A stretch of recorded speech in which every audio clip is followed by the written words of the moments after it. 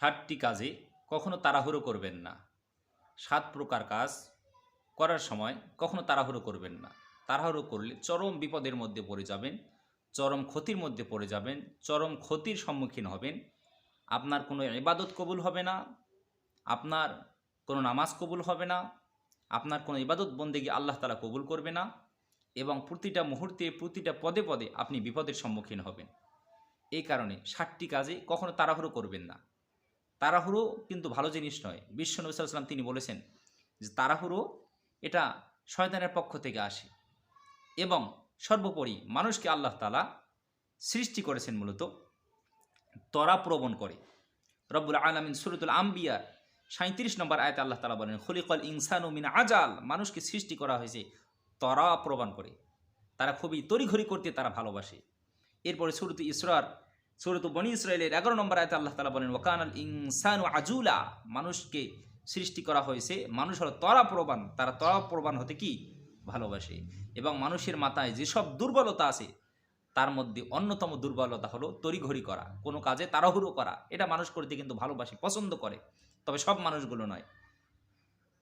আবার তিরমিজি শরীফে এসেছে বিশ্বনবী সাল্লাল্লাহু আলাইহি ওয়াসাল্লাম তিনি বলেন, ধৈর্য ও স্থিরতা আসে আল্লাহ তাআলার পক্ষ থেকে, আর তাড়াহুড়ো আসে শয়তানের পক্ষ থেকে। তাড়াহুড়ো, কোনো কাজে তাড়াহুড়ো করা মোটেও এটা ওই কাজটা কখনো কল্যাণ বয়ে নিয়ে আসতে পারে না। এই কাজের মধ্যে ক্ষতি, বিপদ, অনিষ্ট, অকল্যাণ সবসময় কিন্তু লেগেই থাকবে। তো 7টি যে কাজে কখনো তাড়াহুড়ো করা যাবে না। তাড়াহুড়ো করলেই মানুষ ক্ষতির মধ্যে পড়বে, বিপদের মধ্যে পড়বে, তার কোনো ইবাদত কবুল হবে না, তার দোয়া আল্লাহ তাআলা কবুল করবে না। এজন্য ভিডিওটা কিন্তু অত্যন্ত গুরুত্বপূর্ণ। ১ নম্বরে যে কাজে কখনো তাড়াহুড়ো করা যাবে না, দোয়া করার পর কবুল হওয়ার জন্য কখনো তাড়াহুড়ো করা যাবে না। আপনি আমি আল্লাহ তাআলার কাছে চাইলাম, দোয়া করলাম, রব্বুল আলামিনের কাছে রোনাজারি করলাম, কিন্তু আপনি আমি যা চাইলাম এটা আপনার আমার জন্য কল্যাণকর নাকি অকল্যাণকর, আপনার আমার থেকে সবথেকে বেশি ভালো যিনি জানেন তিনি কে? আল্লাহ তাআলা। তিনি বেশি ভালো জানেন যে আপনি আমি যে কাজটা করলাম এটা আপনার আমার জন্য কল্যাণকর নাকি অকল্যাণকর। তো এজন্য দোয়া করার পর আমাদের সমাজের অসংখ্য অগণিত মানুষ তারা কি করে? তাড়াহুড়ো করে যে আমি যেটা চাইলাম আমার চাওয়াটা কেন পূরণ হচ্ছে না? আমি যে আল্লাহ তাআলার কাছে মোনাজাত করলাম, কেন আল্লাহ তাআলা আমার দোয়া কবুল করেন না? মুসলিম শরীফের ৬৮২৯ নম্বর হাদিসে আল্লাহর নবী বিশ্ব নবী সাল্লাল্লাহু আলাইহি সাল্লাম তিনি বললেন,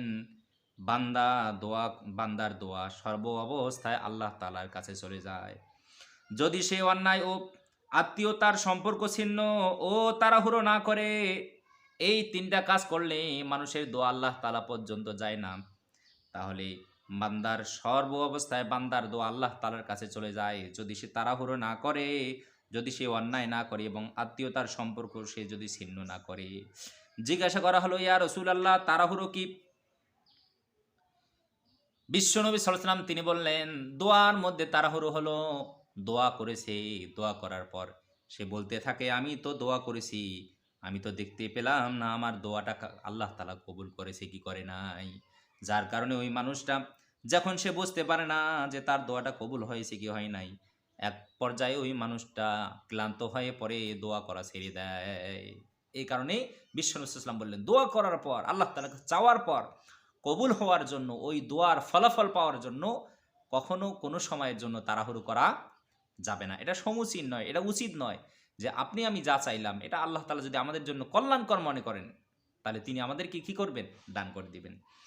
এরপরে ২য় নম্বরে যে কাজে কখনো তাড়াহুড়ো করা যাবে না সেটি হলো উজু করার সময় কখনো তাড়াহুড়ো করবেন না।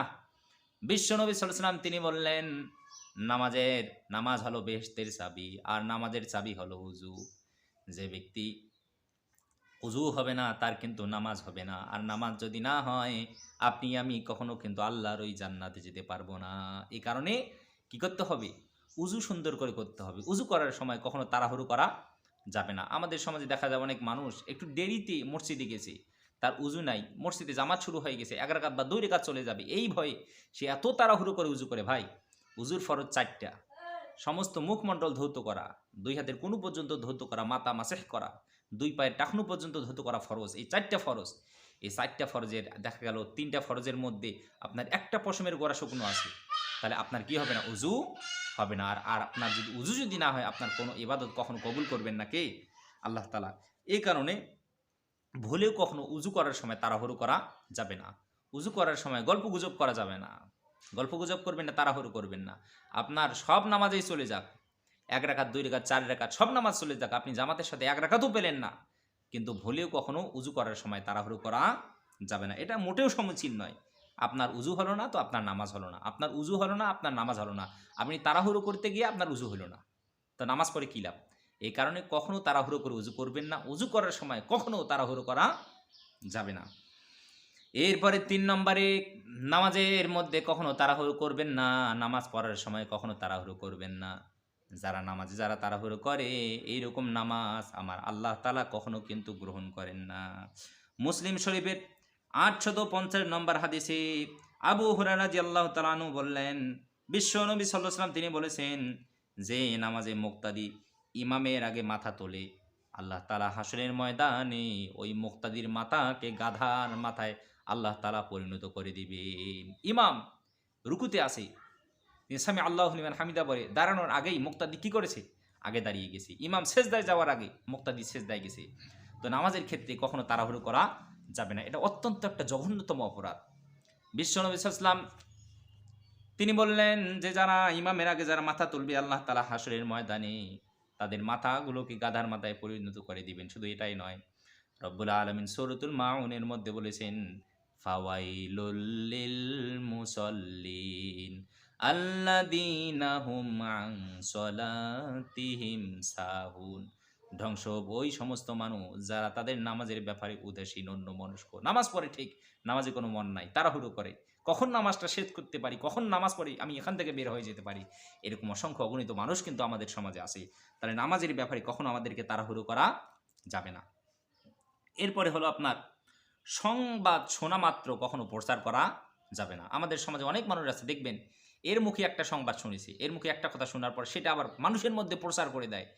তো সংবাদ শোনার পর সেই ক্ষেত্রে কখনো তাড়াহুড়ো করা যাবে না, মানুষকে বলাবলি করা যাবে না। আপনি যেটা শুনলেন সেটার সত্যতা আগে যাচাই করেন, সেটা কতটুকু সত্য, এরপরে আপনি সেটা মানুষের মধ্যে প্রচার করতে পারেন। কিন্তু কোনো ঘটনা শোনার সাথে সাথে মানুষের মধ্যে প্রচার করা, তাড়াহুড়ো করা, এটা মোটেও কি নয়, সমীচীন নয়। মুসলিম শরীফের 5 নম্বর হাদিস, হযরত আবু হুরায়রা রাদিয়াল্লাহু তাআলা আনহু তিনি বললেন, বিশ্বনবী সাল্লাল্লাহু আলাইহি ওয়াসাল্লাম বললেন, কোন লোক মিথ্যাবাদী হওয়ার জন্য এটাই যথেষ্ট, সে যা শুনেছে তাই সে বলে বেড়ায়। একটা মানুষ মিথ্যাবাদী হওয়ার জন্য এটাই যথেষ্ট যে সে যা শুনছে এটা কি করে মানুষের মধ্যে বলে বেড়ায়। কিন্তু এই সে যা শুনলো এটা সত্যতা কি সে কখনো যাচাই বাছাই করে না। তো শুনে কখনো কথা বলা যাবে না। আপনি যদি একটা মানুষের সে যা করেছে দেখা গেল আপনি তার বিপরীতে বললেন, তাহলে আপনি তার উপর কি করলেন? মিথ্যা অপবাদ দিলেন, অথবা আপনি তার কি করলেন? গীবত করলেন। সে যদি সেটা না করে, তাহলে কোনো সংবাদ শোনার পরে সেই মুহূর্তে কখনো সেটা তাড়াহুড়ো করে মানুষের মধ্যে প্রচার করা যাবে না। এরপরে সিদ্ধান্ত নেওয়ার ক্ষেত্রে কখনো তাড়াহুড়ো করা যাবে না। সিদ্ধান্ত নেওয়ার ক্ষেত্রে আপনি আমি যদি তাড়াহুড়ো করি, জীবনে সব থেকে বেশি বড় ভুল করব। ভুলেও কখনো সিদ্ধান্ত নেওয়ার ক্ষেত্রে তাড়াহুড়ো করবেন না। আপনি তাড়াহুড়ো করে একটা সিদ্ধান্ত নিলেন, যার প্রতিফল আপনাকে সারা জীবন কিন্তু ভোগ করতে হবে। এই কারণে সিদ্ধান্ত নেওয়ার ক্ষেত্রে, যে কোনো কাজের সিদ্ধান্ত নেওয়ার ক্ষেত্রে আপনি কি কখনো তাড়াহুড়ো করবেন না। একটা কাজ করবেন, করার আগে আপনি সেটা 10 বার ভাবেন, 10 বার 20 বার সিদ্ধান্ত নেন, কিন্তু ওই কাজটা করার পর আর কি সিদ্ধান্ত নেওয়ার কোনো সুযোগ থাকে না। এই কারণে সিদ্ধান্ত নেওয়ার আগে আপনাকে কি নিতে হবে? আপনাকে সময় নিতে হবে, কখনো তাড়াহুড়ো করা যাবে না। এরপরে খাওয়ার সময় ও পান করার সময় কখনো তাড়াহুড়ো করবেন না। আমাদের সমাজে অনেক মানুষ আছে, অনেক ছেলেপেলে আছে, খেলবে, তো খেলার কারণে কি করে? তাড়াহুড়ো করে খাবার খায়, তাড়াহুড়ো করে পানি খায়, জোরে জোরে পানি খায়। তাড়াহুড়ো করে খাবার খাওয়ার কারণে, পানি খাওয়ার কারণে অনেক মানুষ কিন্তু মৃত্যুবরণ করছে। অনেক মানুষের গালায় পানি আটকে যায়, অনেক মানুষের গলায় খাবার আটকে কিন্তু মৃত্যুবরণ করে শ্বাসরোধ হয়ে। তো এই খাবারের সময় এবং পান করার সময় ভুলেও কখনো তাড়াহুড়ো করবেন না, এবং ছোট সোনামণিরা যারা আছে তাদেরকেও ভুলেও কখনো তাড়াহুড়ো করতে দিবেন না। খাবার সময়, পান করার সময় আস্তে আস্তে খেতে হবে, পান করতে হবে। এরপরে হলো আপনার নামাজ শুরু হয়েছে ভেবে তাড়াহুড়ো করা। আমাদের সমাজে অনেক মানুষ কিন্তু আছে, দেখা যায় নামাজ শুরু হয়েছে এই ভেবে সে তাড়াহুড়ো করে। ভুলেও কখনো এই সমস্ত কাজ করা যাবে না। নামাজ শুরু হয়েছে তো কি হয়েছে? বিশ্বনবী সাল্লাল্লাহু আলাইহি ওয়াসাল্লাম তিনি বললেন, নামাজ শুরু হয়েছে, তাড়াহুড়ো করবা না। বুখারী শরীফের আপনার 636 নম্বর হাদিস, মুসলিম শরীফের 602 নম্বর হাদিস, বিশ্বনবী সাল্লাল্লাহু আলাইহি ওয়াসাল্লাম বললেন, দেখলা নামাজ শুরু হয়েছে, তাড়াহুড়ো করবে না। বাড়ি থেকে যেমন হেঁটে এসেছো ওই রকম করেই তুমি মসজিদে যে জামাতে শরিক হবা। জামাত শুরু হয়েছে বলে কখনো তাড়াহুড়ো করে যে জামাতে শরিক হওয়া যাবে না। আল্লাহ পাক রব্বুল আলামিন আমাদের সবাইকে প্রত্যেকটা কথা বোঝার তৌফিক যেন দান করে, বলি আমিন।